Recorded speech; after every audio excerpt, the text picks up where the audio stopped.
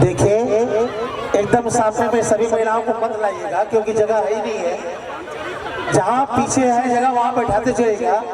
आप सभी को सभी सामने लाएंगे तो आखिर आप कहाँ बैठा लेंगे भाई साहब? इधर से आप लोग इधर करते हैं, ऊपर से आप लोग सामने ले आते हैं। जैसे आ रही है आप बैठते चलिएगा। सामने जगह ही नहीं तो आप कहाँ बैठा लेंगे उनको?